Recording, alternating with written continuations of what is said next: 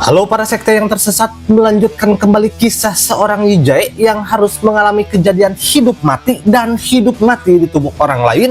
Kali ini saya akan melanjutkan kisah ke episode 5 dan 6. Yuk tak usah banyak basa-basi lagi, siapkan bantal, posisikan rebahan, seruputlah kopi Anda.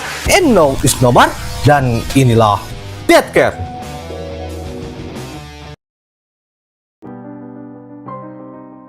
Yijai yang menangis menyesali kematian Jisoo karena telah mati bersamanya saat berada di tubuh Jang Gun-woo.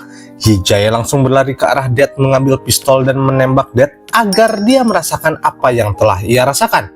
Setelah menembak Dead, Yijai akan menembak kepalanya sendiri, tapi ternyata pistol itu tidak ada pelurunya sehingga ia tidak bisa menembak. Yijai yang berbalik dan kaget melihat Dead yang masih hidup dengan luka tembak di kepalanya. Luka Dead langsung menghilang, lalu ia mengatakan kepada Yijai kalau ia bisa merubah wujud menjadi apapun. Kemudian ia berubah menjadi Jisoo. Melihat hal itu, Yijai menyuruhnya berhenti dan segera menembaknya. Dead mengingatkan kalau ia akan membunuh Taewoo, seseorang yang telah menabraknya, maka Dead akan ikut campur. Setelah itu Dead mengarahkan peluru dengan jarinya dengan cepat sehingga Yijai terkena peluru itu tepat di kepalanya. Melihat darah di tangannya, Yijai mengaca dan melihat wajahnya. Saat mencoba mencuci tangannya, Yijai kaget melihat bayangan seseorang di kamar mandi. Ia mendekati dan membuka tirai yang ternyata itu hanyalah sebuah pakaian. Kemudian Yijai mencoba berjalan keluar untuk menyalakan lampu. Ia bingung dengan lukisan-lukisan yang berada di ruangan itu. Semua sisi ruangan itu ada lukisan dengan percikan aneh. Yijai menyadari bahwa percikan itu adalah percikan darah. Kemudian Yijai mencoba melihat dirinya di tubuh saat ini. Ternyata sekarang Yijai berada di tubuh Jang Yu Cheol yang berusia 34 tahun. Ia merupakan seorang pelukis dari keluarga biasa. Ia gagal dikenali dengan bakatnya melukisnya itu. Sampai tiba di mana pada saat Yu Cheol melihat seorang wanita yang jatuh di atas mobil. Yu Cheol pun melukis apa yang dia lihat saat itu. Lukisan itu terjual dengan harga tinggi dan ia mendapatkan banyak pujian.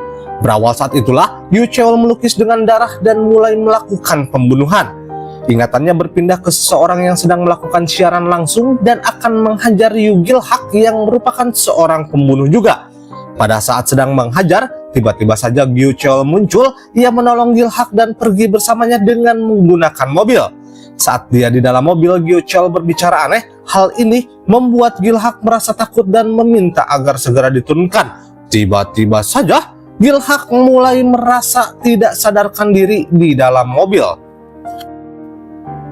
Gil-hak yang kemudian tersadar dan membuka matanya, sekarang kondisinya yang terbaring dan terikat. Yu Cheol yang datang mendekatinya dengan membawa gergaji mesin. Gil-hak yang masih hidup dipotong bagian-bagian tubuhnya dan mati secara perlahan. Yijai yang melihat semua kejadian itu langsung merasa mual saat pergi ke toilet. Kemudian dia melihat sebuah meja cermin yang terdapat boneka tali. Hal ini mengingatkan Yijai akan kejadian saat Jisoo terbunuh dengan keadaan sama persis seperti boneka tali. Karena inilah Yijai bertekad akan membunuh Taewoo. Yijai pun pergi ke lokasi di mana Jisoo mati. Saat Yijai membuka besi selokan dan di sana ia mengambil pulpen milik Jisoo, ternyata beberapa saat setelah tertabrak, Yijai masih sadar. Yijai melihat Taewoo yang membuang memori dashboard, mobil, dan pulpen yang berada di selokan. Berpindah lagi pada saat Yijai yang tak sengaja melihat Taewoo di siaran video. Tapi tiba-tiba saja saat itu keluar darah dari hidungnya dan ia langsung pingsan. Saat berada di rumah sakit, dokter memberitahunya kalau ia telah mengidap penyakit tumor otak dan mungkin akan bertahan hidup lebih kurang 1 bulan lagi. Mendengar hal itu, Yijai tak peduli karena ia hanya perlu membunuh Taewoo dalam waktu 1 bulan. Saat Yijai ditelepon oleh stafnya, Yijai diberitahu kalau Taewoo menginginkan sebuah lukisan darinya. Ia pun segera menyetujui untuk menemui Taewoo di galerinya. Saat berada berdua di galerinya, ini membuat hasrat membunuh Taewoo saat itu juga menjadi semakin memuncak. Tetapi untung saja staf Yu Cheol kembali memanggilnya. Akhirnya Yijai malah membatalkan niatnya. Sesaat sebelum pergi, Yijai memberitahu Taewoo kalau ia menjual lukisan itu dan akan mengantarkannya sendiri ke lokasinya Taewoo. Saat berada di rumah Taewoo, Yijai menunggunya dalam keadaan setengah sadar, Taewook dibuat kesal dengan tingkah laku Yi Jae yang berada di dalam tubuh Gyo Cheol. Taewook pun menghajarnya, tapi Yi Jae di sini mencoba untuk melawannya. Taewook pergi ke arah mobilnya dan mengambil sebuah pistol. Kaget dengan pistol di tangan Taewook, Yi Jae pun berlari. Taewook mengarahkan pistolnya ke arah punggung Yi Jae dan berhasil tepat mengenai punggung Yi Jae.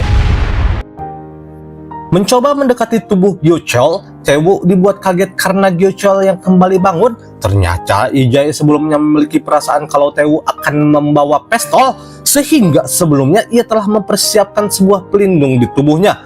Kemudian Yi Jae kembali menyerang Taewook dan akhirnya ia bisa membawa Taewook pergi menggunakan mobil. Saat pergi ke studio Gyo Cheol, Yi Jae yang berada di tubuhnya menuntun Taewook ke ruangan eksekusinya, di mana tempat Gyo Cheol yang biasanya membunuh korban-korbannya. Tapi pada saat itu, Yi Jae yang berada di tubuh Gyo Cheol malah tiba-tiba saja pingsan sebelum membunuh Taewook. Saat kembali membuka matanya, Yi Jae telah berbaring dengan keadaan terikat. Taewook mendekatinya sebelum akan membunuhnya. Taewook menceritakan kisahnya di mana saat dia pertama kali menabrak orang yang membuatnya menginginkan sensasi yang berbeda. Mengambil gergaji mesin, Taewook akan membunuh Gyo Cheol. Situasinya seperti ia akan membunuh korban-korban dari lukisannya. Taewook memotong bagian-bagian tubuh Gyo Cheol dan membuat kematian yang sangat mengerikan. Kemudian Yi Jae kembali setelah is dead. Melihat Yi Jae, Dead jadi terheran-heran melihat perilaku Yi Jae. Yi Jae di sini malah tertawa setelah ia mati di kehidupan sebelumnya.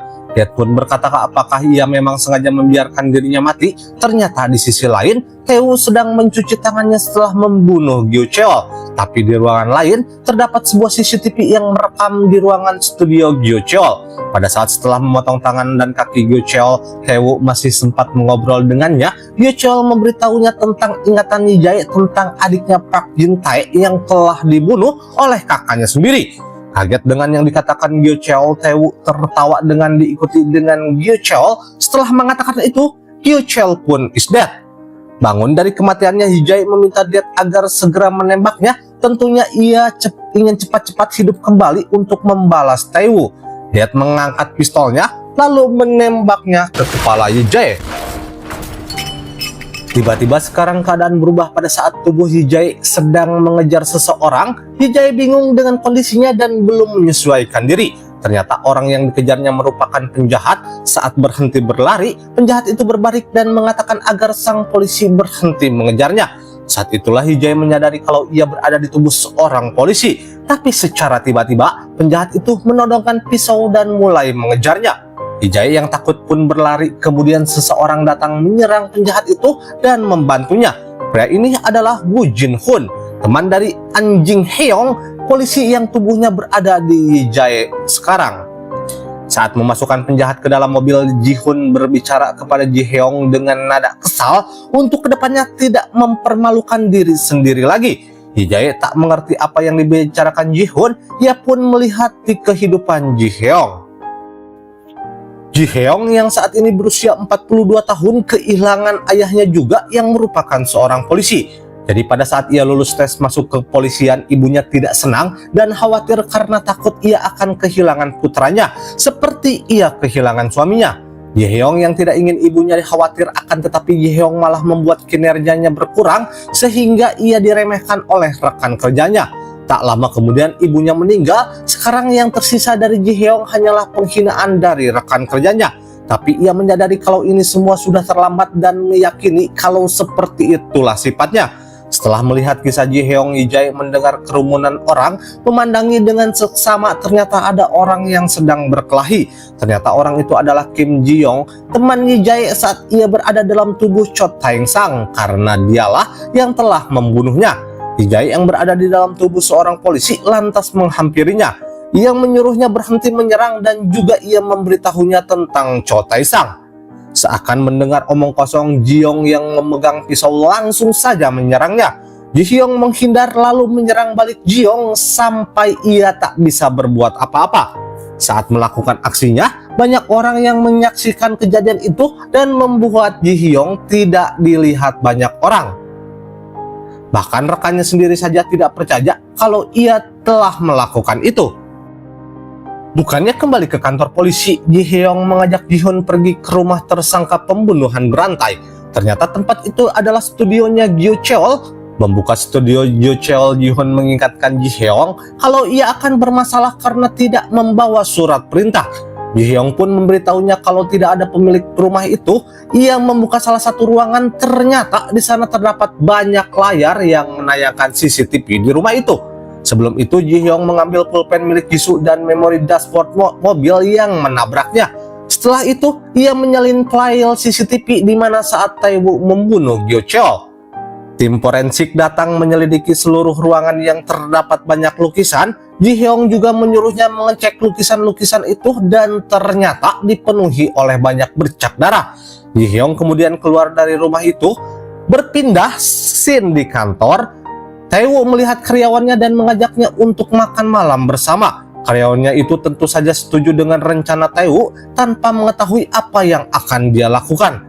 Tae-woo mengajak karyawannya pergi ke rumah Gyo Cheol yang rencananya akan menjadikan tempat bermainnya. Saat berada di lokasi, ia melihat keramaian di rumah itu. Tiba-tiba saja ia dihentikan oleh seorang petugas. Tae-woo menanyakan apa yang sedang terjadi ke petugas itu. Sambil mengenalkan diri, Ji Hyung memberitahunya kalau terjadi pembunuhan di rumah itu. Ji Hyung sambil mengatakan kalau penjahat selalu kembali ke TKP. Ji Hyung juga memperingati Tae-woo untuk segera pergi agar tidak dicurigai. Meninggalkan rumah Gyo Cheol, Tae-woo menurunkan karyawannya dan kesal karena rencana sebelumnya yang gagal. Karena telah berhasil mengungkapkan kejahatan Gyo Cheol, Ji Hyung berhasil dikenal oleh banyak orang. Saat di kantor polisi, Lee Jae yang berada di tubuh Ji Hyung kaget melihat ibunya datang. Ji Hoon memberitahunya kalau ibu itu diselidiki setelah melaporkan sebuah tas yang ditinggalkan oleh seseorang di rumahnya. Sedangkan orang itu ditemukan meninggal dunia, yaitu saat Lee Jae berada di tubuh Cho Tae-sang. Lee Jae yang mendengar itu pun merasa heran mengapa ibunya malah melaporkan uang itu, bukan menyimpannya saja. Lee Jae menghampiri ibunya yang telah keluar dari ruang polisi. Melihat tali sepatu ibunya lepas, Lee Jae membenarkannya dan menyuruhnya untuk menggunakan sepatu tanpa tali saja. Tapi ibunya memberitahu kalau itu adalah sepatu pertama pemberian anaknya. Maka dari itu, ia tetap memakainya. Mendengar hal itu, Lee Jae berusaha tegar. Ia pun bertanya kenapa melaporkan uang itu. Ibunya menjawab kalau uang itu seperti hukuman baginya, sehingga dia tidak bisa menerima uang tersebut. Saat berada di rumahnya, Ibu Lee Jae membuka pintu ketika ada orang yang membunyikan bel. Tetapi tidak ada siapapun melainkan sebuah makanan di gagang pintunya. Ji Hyung melihat itu dari kejauhan, ternyata itu adalah Ji Hyung yang ingin memberikan makanan kepada ibunya. Saat akan pergi, tiba-tiba seseorang keluar dari salah satu pintu, langsung menikam Ji Hyung, tapi Ji Hyung berhasil menangkap pisau itu sebelum mengenai perutnya. Alhasil tangannya terluka, tetapi ia tetap selamat. Setelah Tae-woo pergi ke kantor polisi untuk menemui Ji Hyung, setelah disuruhnya Tae-woo menawarkan begitu banyak hal asalkan Ji Hyung menyerah atas kasus yang ditanganinya sekarang. Melihat kontrak itu, Ji Hyung mengeluarkan ballpoint dari saku jasnya seakan mau menandatangani kontrak itu. Tetapi Ji Hyung malah menyobek kertas dan memberitahu Tae-woo kalau ia tidak membutuhkan apapun. Tae-woo pun pergi keluar kantor polisi. Sudah terdapat banyak wartawan di sana. Ia menyampaikan kalau ia telah membunuh Gyo Cheol yang saat itu akan membunuhnya. Tae-woo mengungkapkan dirinya sendiri sebelum Ji Hyung mengungkapkannya. Menyampaikan hal tersebut membuat Tae-woo memiliki pandangan yang baik. Ternyata di balik itu sebenarnya Lee Jae yang berada di tubuh Ji Hyung telah memprediksi bahwa Tae-woo akan melakukan ini semua sehingga ia memiliki rencana berikutnya. Rencananya dimulai ketika Tae-woo yang sedang menaiki pesawat. Ia kemudian mengumpulkan semua ingatan-ingatan saat ia hidup di berbagai tubuh. Menukar narkoba menjadi obat tidur untuk Tae-woo saat di ingatan tubuh Park Jin Tae. Lalu ia mengambil data-data rahasia di ingatan tubuh Lee Ju-hoon. Setelah itu ia memasang bom di pesawat dengan mode autopilot. Lalu dengan ingatan Song Jae-seop, ia menyebarkan video Tae-woo saat menyuruh membunuh adiknya sendiri dan saat membunuh Gyo Cheol. Setelah menyebarkan video itu, ia terjun dari pesawat di tubuh Song Jae-seop dan mendarat dengan aman. Kemudian menaiki mobil dengan ingatan Cho Tae-sang lalu menabrak Tae-woo setelah ia jatuh dan mendarat dari pesawat yang meledak. Berganti ingatan Jang Guo, ia menahan napas Tae-woo dan akan membunuhnya. Saat dalam proses itu, dia tiba-tiba saja datang turun ke bumi. Dia menghampiri Jae yang berusaha membunuh Taewoo. Jae tetap akan membunuh Taewoo, mengabaikan hukuman yang diterimanya. Tapi sebuah ballpoint jatuh dari bajunya. Hal ini membuat Jae langsung mengingat Jisoo. Melepas tangan dari Taewoo, Jae melihat sekeliling dan ternyata Death sudah tidak berada di sana. Ia kemudian berjalan meratapi kejadian demi kejadian yang telah ia alami. Taewoo yang belum mati berusaha menikam Jae dari belakang. Tapi Taewoo masih memakai parasut sehingga ia terseret angin dan ditabrak sebuah truk yang sedang melintas. Dan film pun bersambung.